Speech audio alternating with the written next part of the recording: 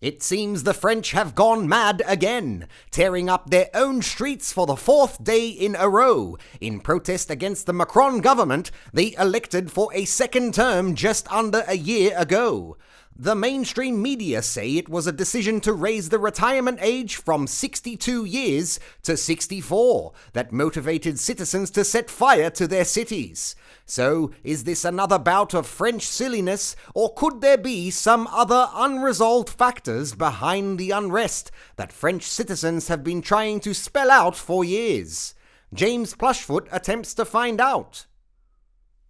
It started with another captain's call from French President Emmanuel Macron, raising the national retirement age from 62 to 64 through an executive order, bypassing the consensus of his National Assembly by invoking an obscure clause within the French constitution.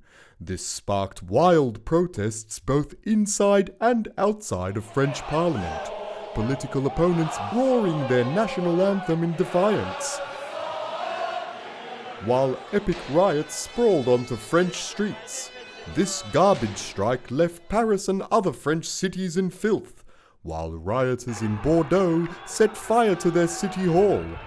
Chaos reigned as police struggled to contain the relentless anger. But what exactly do these people want? And why won't they just go away? Go away or I shall taunt you a second time! We offered this group a chance to explain themselves, receiving this familiar noise in response. It's no wonder President Macron can't understand what the protesters want, such as the estimated 500,000 people at this rally, or precisely 107,000 according to Macron's interior minister. It's an issue that has plagued large-scale protests throughout Macron's 6 years in power, but from what I've been able to piece together, they started immediately after his election in 2017. Unions went on strike over Macron policies that threatened French workers, including their taxi and wine industries. Socialists were upset that Macron wasn't socialist enough, and by 2018, hundreds of thousands were protesting Macron's reform agenda, which rolled into the Yellow Vest movement of 2019, calling for better living standards and a wealth tax. A general strike shut down the country, before anger turned to violence in 2020 over increased police brutality and the new laws that aided it. COVID momentarily paused Macron protesters, before returning in their millions to protest his vaccine health passports, which were later scrapped and considered unethical. Of course, this led to Macron being re-elected in 2022, and the resumption of protests over high inflation, immigration, and the cost of living. But it wasn't easy to figure all that out, which is why the media often resorts to poking fun at the French for their lack of work ethic and fierce defense of their culture and rights.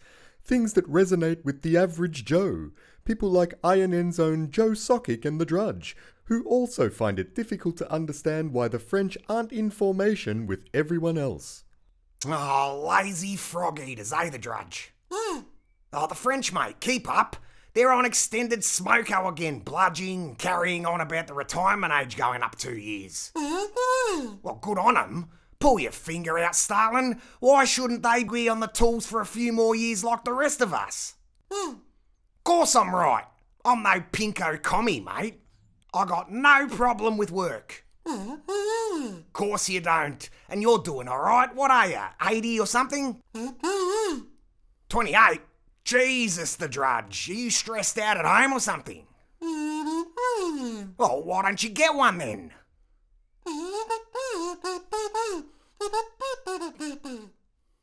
You just need a bit of overtime, mate. You'll be right. Once we get a centrist third-way politician in like Macron, guess who wins? We all will, mate. What do you want, your rights or some more money? Here we go. You want everything, just like the French. Hard times are good times, The Drudge.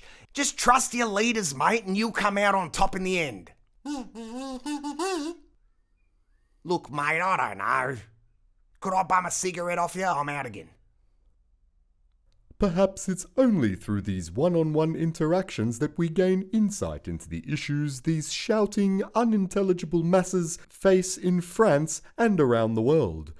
But it would be great if someone could articulate a plan, because at this stage I won't be able to retire until I'm about 80.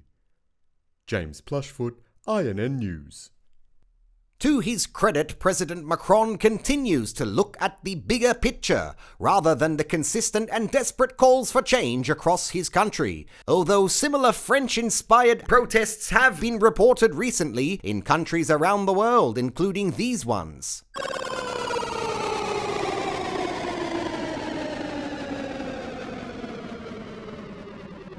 Bunch of bludging, whinging, hedonist socialists, all of them.